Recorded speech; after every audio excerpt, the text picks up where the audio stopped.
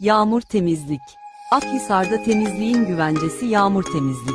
Ev, ofis ya da iş yeriniz fark etmez.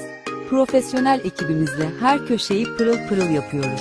Koltuk yıkama, ev ofis temizliği, iş yeri temizliği, inşaat temizliği, merdiven temizliği, boş dolu ev temizliği, detaylı temizlik, halı yıkama, hijyen, kalite ve güven bir arada.